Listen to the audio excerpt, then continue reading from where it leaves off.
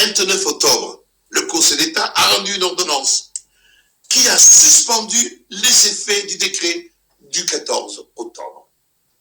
Ça veut dire quoi?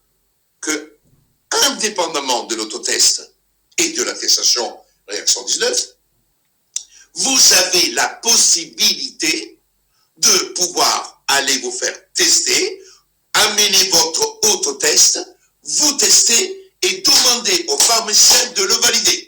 C'est exactement ce qu'il y avait avant le décret du 14 qui a été abrogé par le décret du 14, mais qui a été suspendu par l'ordonnance du 29 octobre. Et j'ai constaté moi-même, je suis allé demander à Pézenas, je suis allé demander à Paris, si je suis allé voir les tonnelles, alors je voudrais faire un autotest, que vous me le validez. Ah ben non, nous on ne fait pas ça, parce que je dis, mais vous savez qu'il y a une décision, oui, on le sait, mais nous n'avons pas reçu encore la note du Conseil de l'ordre des médecins. Je dis, pardon, vous n'avez pas reçu, parce que la note de l'ordre des médecins est nécessaire pour que vous connaissiez le droit. Ah ben nous, si nous n'avons pas la note de l'ordre des médecins, nous on ne bouge pas. Donc nous, si vous voulez, je vous fais un test, 25 €, mais je ne vous ferai pas l'attestation, la validation du test antigénique. Et alors là, aujourd'hui même, nous avons adressé le courrier que vous trouverez sur le site, adressé au Conseil national de l'ordre, dans lequel je dis, je vous contacte en ma qualité de président de l'association, etc., je rappelle, je me permets de vous adresser le présent courrier au nom de l'association pour vous alerter sur la situation extrêmement grave constatée par beaucoup de nos adhérents liée à la mise en œuvre des autotests qui peuvent être validés notamment par un pharmacien. En effet, il est surabondant de vous rappeler que le Conseil d'État, au terme d'une ordonnance rendue le 29 octobre 2021, a suspendu l'application du décret du 14 octobre qui avait exclu les autotests validés par un professionnel de la santé, notamment par le pharmacien. Or, beaucoup de nos adhérents, et moi-même, avons demandé la mise en œuvre des effets de l'ordonnance rendue par le Conseil d'État. Ainsi, je me suis rendu personnellement dans 2 officines de la ville de Paris, mais aucun pharmacien n'a voulu certifier un autotest. Au contraire, le pharmacien, qu'il s'agisse de nos adhérents ou de moi-même, ont affirmé qu'ils ne pratiquaient que les tests antigéniques mis en œuvre par leurs soins, et ce, en contrepartie d'un versement de 25 €. 25 €, la monnaie sonnante et trébuchante, parce que les pharmaciens, les labos, ils s'en sont mis plein les fouilles depuis 2 ans, avec la bénédiction du maréchal Ferrand. Les pharmaciens nous ont fait part de ce qu'ils attendaient d'être informés par l'Ordre national des pharmaciens pour exécuter la certification des autotests à la suite de l'ordonnance rendue par le Conseil d'État, entre parenthèses, SIC. Or, il est nullement prévu au terme de l'ordonnance rendue par le Conseil d'État que cette dernière nécessite pour son exécution une quelconque note émanant de l'Ordre national des pharmaciens. Ceci étant, dans un souci de clarification et de sécurisation juridique, je vous demande, pour être constructif, d'établir sans délai une note à l'attention de tous les pharmaciens de la France métropolitaine, mais aussi de la France outre-mer, visant à rappeler à ces derniers qu'ils doivent apporter leur concours à la mise en œuvre de la politique de santé publique, qui comprend précisément la validation des autotests par les pharmaciens.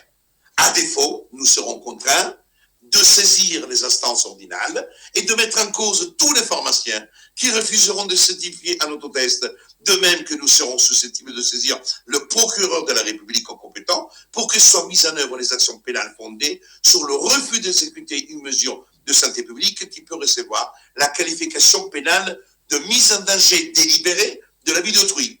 À cet égard, l'article 223.1 du Code pénal dispose le fait d'exposer autrui à risque immédiat, mort, implosion, etc. Je rappelle le texte. En effet, de nombreuses personnes ne sont pas en mesure de payer 25 € pour un test effectué par un pharmacien, test qui est parfaitement identique à l'autotest antigénique, comme l'a souligné le Conseil d'État. Le fait d'empêcher ces personnes de bénéficier de la supervision d'un pharmacien pour un autotest en leur faisant payer un tarif aussi élevé compromet au détriment de leur état de santé leurs droits et libertés économiques déjà restreints et à terme les exclut de la possibilité de pouvoir effectuer les activités nécessitant un pass sanitaire. Ces agissements peuvent ainsi recevoir la qualification pénale de discrimination, tant à raison de l'état de santé que fondé sur la situation économique des personnes, pénalement sanctionnées par les articles 225.1 et suivants du Code pénal. En outre, il est important de vous rappeler que les règles déontologiques de votre profession de pharmacien, telles qu'inscrites dans le Code de santé publique et érigées à ces termes, le pharmacien exerce sa mission dans le respect de la vie de la personne humaine. Il doit contribuer à l'information et à l'éducation du public en matière sanitaire et sociale. Les pharmaciens sont tenus de prêter leur concours aux actions entreprises par les autorités compétentes en vue de la protection de la santé. Les pharmaciens doivent veiller à ne jamais favoriser, ni par ses conseils, ni par ses actes, des pratiques contraires à la préservation de la santé publique. Ça veut dire tout simplement en disant, viens Coco, viens faire un test à 25, parce que moi je ne te fais pas l'antigénique à 3 euros, parce qu'aujourd'hui, vous pouvez le commander sur Internet à 2,75 €, et ça évite quand même de dépenser des fortunes.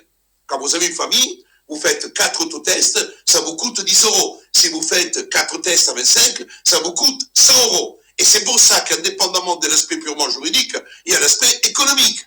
Et ça, putain, il faut quand même se le mettre dans la tête. Aujourd'hui, ce gouvernement, avec le pass sanitaire, veut que les gens se vaccinent. Et moi, je me bats depuis des mois pour que les gens puissent utiliser les autotests. Et je vous en parle depuis le 28 avril 2021, date à laquelle est sortie la circulaire du ministre Darmanin, qui avait érigé les autotests sur un plan d'équivalence pour que les personnes siègent aux élections municipales. Ces règles ontologiques doivent être honorées par votre ordre et vos affiliés et respectées dans leur intégralité par l'ensemble des pharmaciens. Je reste dans l'attente de votre retour constructif dans un délai de 72 heures à compter de la réception de la présente, sachant qu'à défaut, nous répondons à notre liberté d'action sur un plan civil, pénal et déontologique.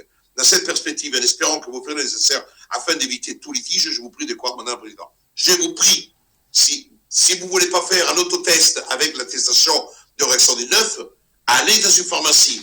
Allez-y avec ce courrier.